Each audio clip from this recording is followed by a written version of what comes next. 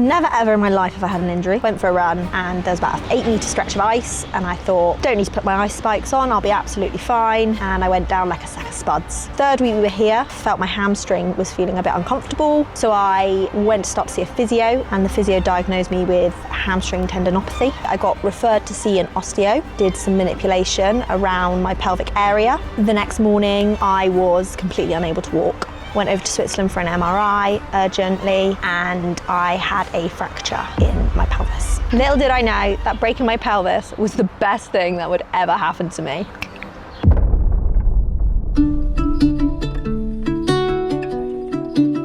Hello, I'm Victoria, nice to meet you. No, don't do that.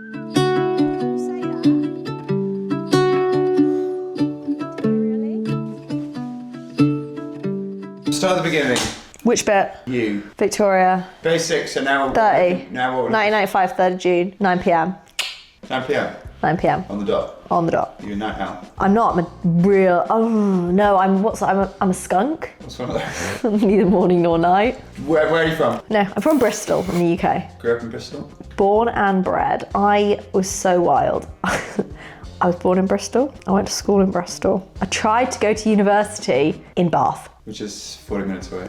It's an 8-minute train. An 8-minute train? It's an 8 minutes on the train. It's 16 miles on the bike path. So Chamonix is definitely a big change for you. Huge. I'd never left Bristol. So I did a term at Bath, came back to Bristol. Too far away. Too far away. Lived 800 metres from my parents' house in Bristol. And then 2024, we got a camper van and travelled in Europe for 3 months together. And we were sort of 2 months in and I could see how much being in the mountains, my husband was loving it. And I burst into tears on a hike and said, you're never going to stay married to me because I'm never going to leave Bristol and I can see how much you want adventure and I never ever want to leave. And now look at you. And now look at me. And then a week later we drove into Chamonix and I was like, oh. This is better than Bristol. This is quite nice. I can buy my Selena Mulaweve. And then by the time we got home from travelling, I'd looked into visas and we were moving.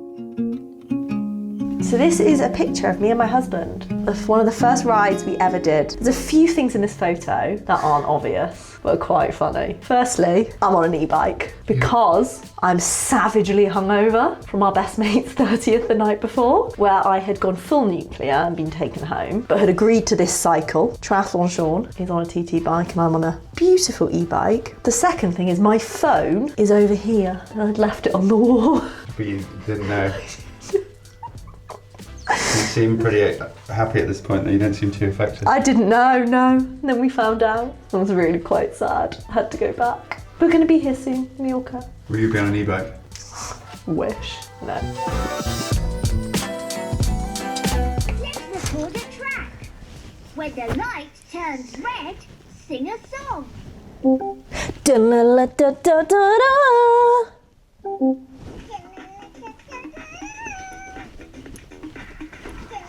Who says these are just for children? But they're not. I actually just bought it for myself.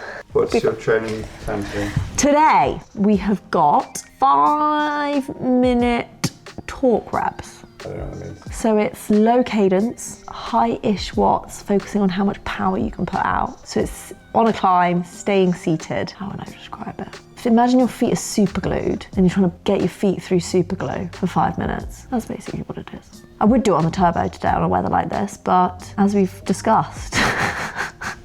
No, so living in Chamonix, I do a lot of my work on a turbo. It's stuck on the turbo. How did you do that? I don't know. But my team bike, I had to take to the bike shop with the Was there? turbo attached. Turbo is not an option today, so I have to go outside. It's not too cold today, I don't think. It's the lack of sun. It is, yeah, and it's snowing. This is true. It's snowing, it's not that cold. I love Chamonix.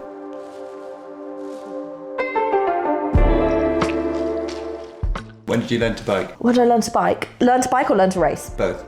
Learned to ride a bike as a kid. Learned to race in 2025. So tell me the story. How did you get into cycling racing? You were, what, before, trail runner? Was a trail runner. So after the birth of my daughter, watched a trail running documentary on Courtney Dorwater, thought that looks badass, I'm going to become a trail runner. Became a trail runner. Moved to Chamonix, a little bit cliche there. And then a week before we moved to Chamonix, fell over. And one thing led to another, found out I had a broken pelvis. And the first thing I was allowed to do after I broke my pelvis was cycle. So me being me, needing exercise, I started cycling. I read that there's triathlon somewhere in there. Yeah. When did that come about? So I started triathlon in 2018 as just a hobby alongside being a chartered accountant. That went pretty well, and I quit my job as an accountant in 2019 to pursue triathlon, which I did for a year until COVID. I feel like being a chartered accountant and a triathlete come hand in hand. I know a few of those people. Oh yeah, we love Numbers and lycra. It's like peanut butter and jam, really.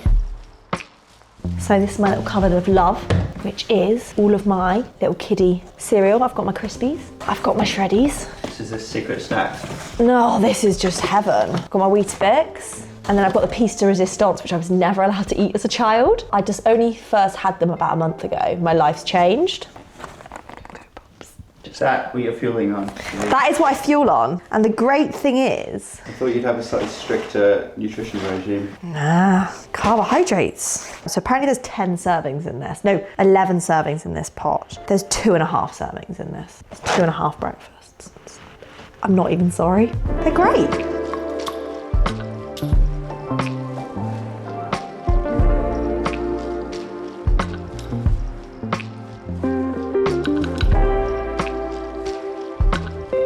It's Yorkshire tea. Yorkshire. I got a brew.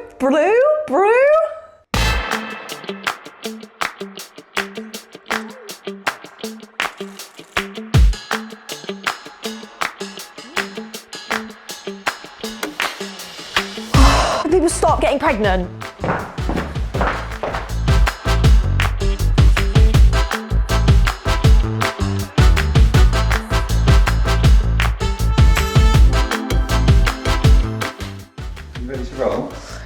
Am I ready to roll?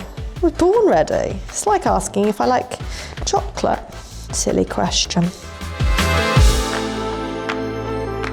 I started cycling on my 30th birthday and 3rd of June, and then my first race was at the end of July, and that was a multi-stage race. So it was a multi-stage Gran Fondo. So 4 days, 3 stages and 1 time trial. So there are other people in the race, but you're not really working together, you get split up a lot more. Road racing, from my one experience yesterday, is a lot more tactical based. Strategy, peloton, surges. So I'm still new to road cycling. I know very little, but I'm learning the strategies as I go along. So I did the 4-day stage race, and then that was down in the Pyrenees. And then it just so happened that the Étape was on our way home a week later. We stopped via Chambéry to do the Étape du Tour Femmes avec Zwift. How did it go? It went all right, yeah. You won. I won, yeah, that was fun. Was that a surprise? It was not a surprise, but it was a surprise. I asked ChatGPT to give me some info and said you beat everyone by 5 minutes, which is very unusual. Is it unusual? Thanks, ChatGPT. Yeah. I think it was really hard. The weather was gipping. It was pouring rain at the beginning, but yeah, it was good. It suited me. It was a climb.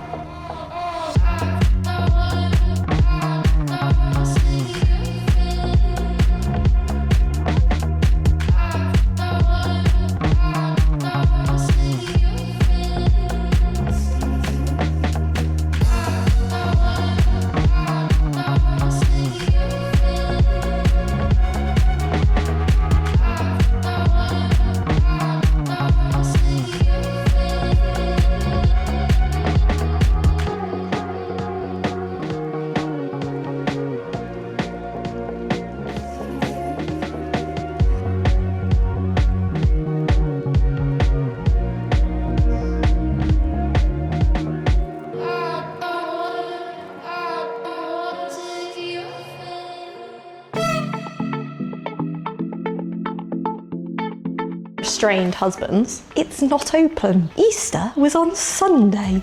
What's he saving it for? I know, the apocalypse.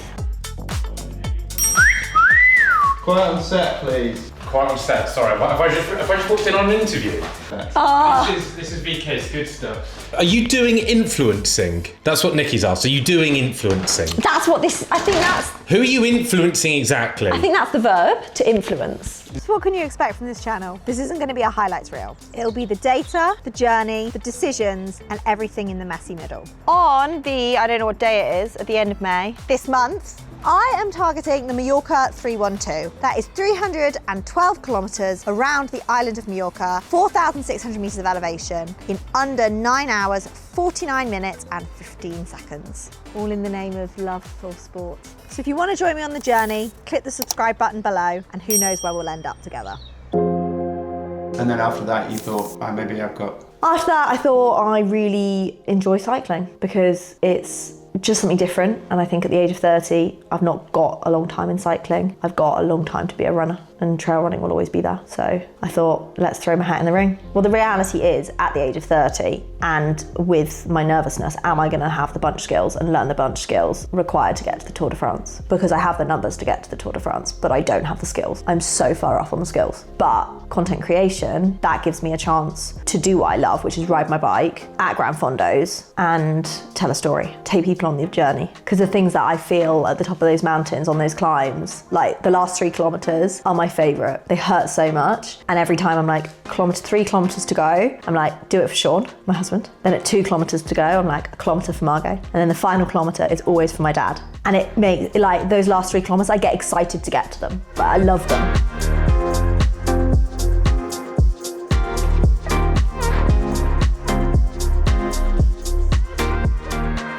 Talk to me about losing your father. So my dad was my best mate. When I did triathlon, he was my sponsor and supporter, and it was just like the best year of my life. And COVID hit, and he unfortunately started to become unwell, and very suddenly was showing some sort of strange signs, doing things that were kind of out of his behavioural patterns. He then collapsed at home one morning, and I insisted on phoning an ambulance because I just said, my dad doesn't lie on the kitchen floor for no reason. The ambulance came, and it turned out he told them he'd been having headaches every morning, hadn't told us. And then when I explained a couple of the things he was doing, they said, oh, we're going to take him in just to check. They took him in to hospital and found a stage 4 glioblastoma in his brain. So what does that mean? At the moment, a stage 4 glioblastoma is the end. It's not treatable. We were very, very lucky. We live in the centre for brains where Bristol is. It's the centre for brains in the UK. So we were so blessed and found a surgeon who were willing to operate on him just to, it's called a debulking, but it basically removes some of the tumour to allow the tumour to grow. It buys time. You're never gonna get rid of it, unfortunately. We also got him on a trial, a drugs trial. So all of this sort of in that messy period between the first and second lockdown. So COVID was still around. We suddenly had a really immunocompromised dad. So he had his operation and then came home, and we spent from the November when his operation was until he passed away just making memories, chatting about stuff. And that was kind of the reason I walked away from triathlon, because it was COVID, there was no races happening. And for me, I could spend the last however many months of my dad's life training for triathlon, or I could spend it with him, helping him, caring for him, learning about things he was interested in for the last time. And that was like the best investment of my life, that I spent that time with him, and just filled up our memory cup together. And then around the Easter, he started to really deteriorate, became more bedbound, and then unfortunately passed away on my birthday. So it will be 5 years this year.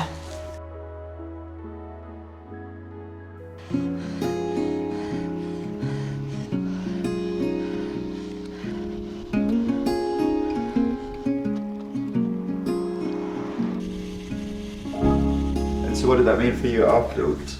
How did that change? Did it change anything? Maybe it didn't. I think it taught me that life's really short. Well, it did. It taught me that life's really short. He worked so hard his whole life. He was 60 years old, and he never really got He was so passionate about his work, like what he did. He was an accountant as well. And I could see how passionate he was, but also I felt that he never really got to spend the time doing adventure as much as he would want to. He had all these plans to do adventure with my mum once he retired, but never got there. So I think it kind of taught me that life's so short. And also like your loved ones are the most important thing in the world. Like hearing his shout, I still hear it when I compete now. Like I still hear his "Come on, Victoria." And he never called me Victoria. So when I'm racing and I hear like "Come on, Victoria," it's so special. It's so special.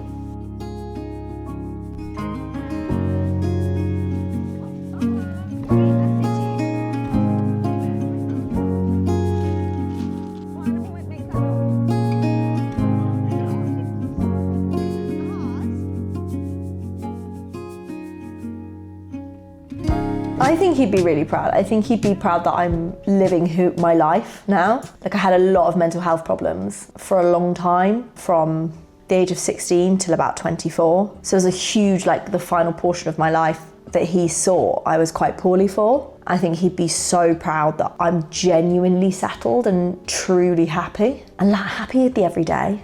And I think that's what he taught. Like I'm genuinely happy with the everyday. Just playing football in the garden is one of my favorite, with Margot, is one of my favorite things to do.